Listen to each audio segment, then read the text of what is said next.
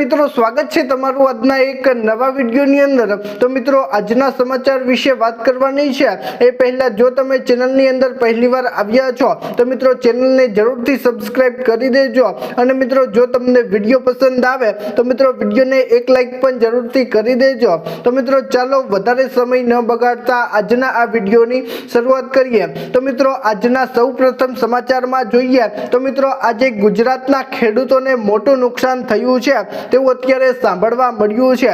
મિત્રો એક મોટા સમાચાર સામે આવ્યા છે। મિત્રો આજે બનાસકાંઠામાં વહેલી સવારે વાતાવરણમાં અચાનક પલટો આવ્યો છે અને મિત્રો તેને કારણે અત્યારે બનાસકાંઠા આજુબાજુના ખેડૂતોની ચિંતા અત્યારે વધી છે તેવું અત્યારે કહેવામાં આવ્યું છે। મિત્રો અત્યારે બનાસકાંઠાની અંદર કાળા વાદળો છવાયેલા જોવા મળી રહ્યા છે અને મિત્રો તે કારણે બટાકા, એરંડા અને રાયડા જેવા તૈયાર પાકને નુકસાન થવાની ભીતિ છે અને મિત્રો ખાસ કરીને બટાકાની કાપણી ચાલતી હોવાથી અત્યારે વરસાદ પડે તો મિત્રો ખેડૂતોને ખેતીમાં લાખો રૂપિયાનું નુકસાન થઈ શકે છે અને મિત્રો આમાંથી અત્યારે આવનાર કલાકોની અંદર હવામાન વિભાગે વરસાદની પણ આગાહી કરી છે અને મિત્રો અત્યારે થોડાક જ કલાકોમાં છૂટાછવાયા વરસાદની શક્યતા હવામાન વિભાગે વ્યક્ત કરી છે તેવું અત્યારે કહેવામાં આવ્યું છે અને મિત્રો જેને પગલે અત્યારે બનાસકાંઠા આજુબાજુના ખેડૂતો અત્યારે ચિંતામાં મુકાયા છે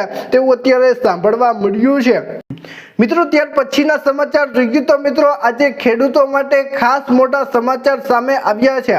મિત્રો ગુજરાતના દરેક ખેડૂતે આ સમાચાર સાંભળવા જોઈએ। તો મિત્રો અત્યારે બોટાદ એપીએમસીમાં ચણાની આવક શરૂ થઈ ગઈ છે અને મિત્રો મોટા ભાગના માર્કેટ યાર્ડમાં અત્યારે ચણાની આવક શરૂ થઈ ગઈ છે અને મિત્રો તે વચ્ચે શરૂઆતના દિવસોમાં જ બજારમાં 5000 મણથી વધુ ચણાની આવક નોંધાઈ છે અને મિત્રો હાલ છૂટક બજારમાં ચણાનો ભાવ પ્રતિ મણ 1000 થી લઈને 1060 સુધી જોવા મળી રહ્યો છે અને મિત્રો જેનાથી ખેડૂતોમાં અત્યારે સંતોષ જોવા મળ્યો છે અને મિત્રો આવકો શરૂ થતા જ બજારમાં હલચલ વધી છે અને મિત્રો બજાર સૂત્રોના જણાવ્યા મુજબ આગામી દિવસોમાં ચણાની આવકમાં નોંધપાત્ર વધારો થશે તેવું અત્યારે સાંભળવા મળ્યું છે। તો મિત્રો અત્યારે શિયાળુ ચણાની અત્યારે માંગ વધી છે અને મિત્રો તે કારણે અત્યારે ખેડૂતોને ચણાનો સારો ભાવ મળી રહ્યો છે તેવું અત્યારે કહેવામાં આવ્યું છે। મિત્રો ત્યાર પછીના સમાચાર જોઈએ તો મિત્રો આજે અમદાવાદમાં ભારે પવન સાથે વરસાદ શરૂ થયો છે। તો મિત્રો આજે અમદાવાદ શહેરના વાતાવરણમાં આજે અચાનક પલટો આવ્યો હતો અને મિત્રો તેને કારણે આજે અમદાવાદમાં સવારથી વાદળછાયું વાતાવરણ અને વાતાવરણની અંદર ઠંડક જોવા મળી છે અને મિત્રો ત્યારબાદ અત્યારે ધીમી ધારે અમદાવાદમાં વરસાદ શરૂ થયો છે તેવું અત્યારે સાંભળવા મળ્યું છે અને મિત્રો અત્યારે ઠંડીનો અનુભવ થઈ રહ્યો છે અને મિત્રો અત્યારે વરસાદ આવતા લોકોને ગરમીમાંથી રાહત મળી છે તેવું અત્યારે સાંભળવા મળ્યું છે અને મિત્રો વરસાદી ઝાપટાને કારણે શહેરમાં ઠંડક અત્યારે વધી છે અને મિત્રો તાપમાનમાં નોંધપાત્ર ઘટાડો થયો છે અને મિત્રો હવામાન વિભાગે આગામી દિવસોમાં વાદળછાયું વાતાવરણ અને મિત્રો હળવા વરસાદની આગાહી કરી છે। તો મિત્રો અત્યારે અમદાવાદ આજુબાજુના જે વિસ્તારો છે ત્યાં મિત્રો છૂટો છવાયો વરસાદ પડ્યો છે તેવું અત્યારે સાંભળવા મળ્યું છે અને મિત્રો આવનાર 2-3 દિવસ સુધી ત્યાં મિત્રો વાદળછાયું વાતાવરણ રહેશે તેવું અત્યારે હવામાન વિભાગે જણાવ્યું છે। મિત્રો ત્યાર પછીના સમાચાર જોઈએ તો મિત્રો ધોરણ 10-12માં હવે એઆઈ કોર્સ આવશે। મિત્રો અત્યારે તમે જાણતા હશો કે અત્યારે એઆઈ કેટલો ખતરનાક છે। તો મિત્રો ભણવાની અંદર જો એઆઈ આવ્યું તો મિત્રો તેનો ખતરો પણ છે અને મિત્રો તેના ઘણા ફાયદા પણ છે તેવું અત્યારે સાંભળવા મળ્યું છે અને મિત્રો તેને લઈને શિક્ષણ વિભાગે હવે એઆઈ કોર્સ આવશે તેવી જાહેરાત કરી છે। તો મિત્રો અત્યારે કેન્દ્રીય શિક્ષણ બોર્ડ મંત્રાલયે એક એઆઈ અભ્યાસક્રમ લાગુ કરવા માટે જઈ રહ્યું છે। મિત્રો એનસીઈઆરટીના 16 સભ્યોની સંમતિ બાદ આ નવો અભ્યાસક્રમ તૈયાર કરાઈ રહ્યો છે અને મિત્રો શૈક્ષણિક સત્ર 2026 થી 3 થી 8 ધોરણના વિદ્યાર્થીઓ માટે પાયાનું એઆઈ શિક્ષણ શરૂ થશે અને જ્યારે મિત્રો 2027 થી 11 અને 12મા ધોરણ માટે નવી અપડેટ એઆઈ અભ્યાસક્રમ અમલમાં મુકાશે અને મિત્રો 2029માં વિદ્યાર્થીઓ આ નવા AI સિલેબસ પર આધારિત પોતાની 12ની બોર્ડ પરીક્ષા આપશે તેવું અત્યારે કહેવામાં આવ્યું છે। એટલે કે મિત્રો ધોરણ 10 અને 12માં AI નો નવો અભ્યાસક્રમ આવશે તેવું અત્યારે શિક્ષણ મંત્રીએ જણાવ્યું છે તેવું કહેવામાં આવ્યું છે। મિત્રો ત્યાર પછીના સમાચાર જોઈએ તો મિત્રો જો તમારે પણ પાર્સલ આવે તો મિત્રો સાવધાન થઈ જજો। મિત્રો અત્યારે દેશમાં ફ્રોડ થઈ રહ્યો છે અને મિત્રો તે કારણે અત્યારે ફ્રોડ લોકો COD ની નવી સ્કીમ લઈને આવે છે અને મિત્રો તેના નામે તમને કહેવામાં આવે છે કે તમારા કોઈક સભ્યનું પાર્સલ આવ્યું છે અને મિત્રો તમે તે પાર્સલ સ્વીકારી લો છો અને મિત્રો તેને પછી OTP ને તમારું નામ સરનામું આપો છો તો મિત્રો તમે એક મોટી ભૂલ કરી રહ્યા છો તેવું અત્યારે સરકારે જણાવ્યું છે।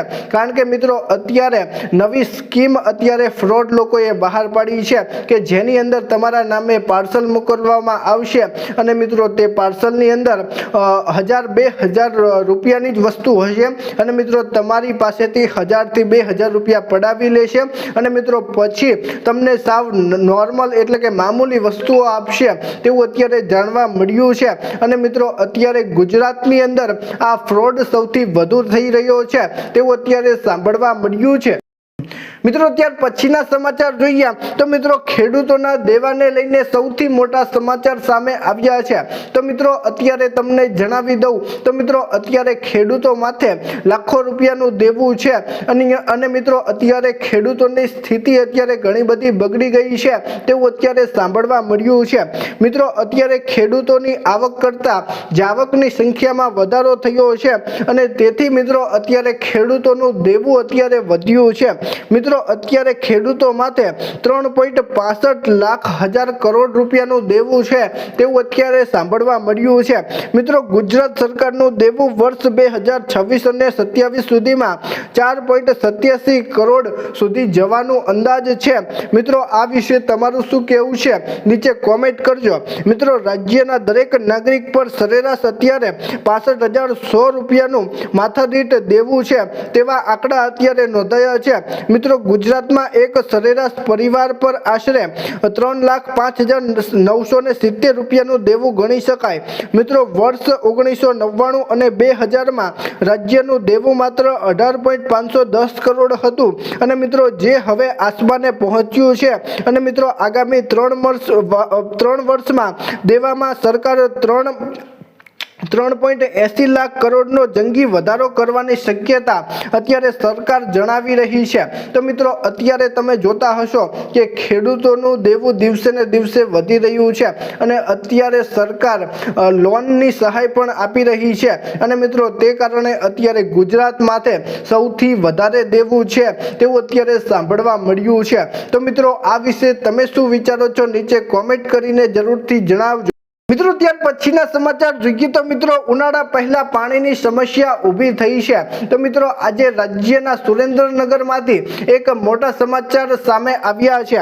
તો મિત્રો અત્યારે સુરેન્દ્રનગરમાં માનપાના વોર્ડ નંબર 1 ફિરદોસ સોસાયટીની મહિલાઓ પીવાના પાણીની તીવ્ર સમસ્યાને લઈને મહિલાઓએ વિરોધ પ્રદર્શન કર્યું છે તેવું અત્યારે સાંભળવા મળ્યું છે અને મિત્રો 4 માળિયા સરકારી આવાસમાં પાણીની ગંભીર તંગીને કારણે ત્રસ્ત મહિલાઓ થાળી અને વેલણ સાથે કોઓપરેશન કચેરી ખાતે પહોંચી હતી અને મિત્રો મહિલાઓએ આક્રોશ પણ વ્યક્ત કર્યો હતો અને મિત્રો પવિત્ર રમજાન માસ દરમિયાન અત્યારે પાણીની અછતને કારણે તેઓ મહિલાઓ રોષે ભરાઈ છે તેવું અત્યારે કહેવામાં આવ્યું છે અને મિત્રો મહિલાઓએ ડેપ્યુટી કમિશનરની ચેમ્બરમાં જઈને મહિલાઓએ રજૂઆત પણ કરી છે તેવું અત્યારે સાંભળવા મળ્યું છે।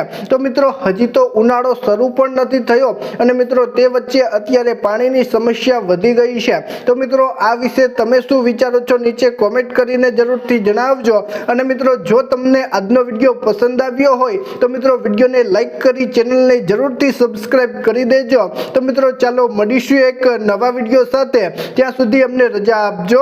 ધન્યવાદ।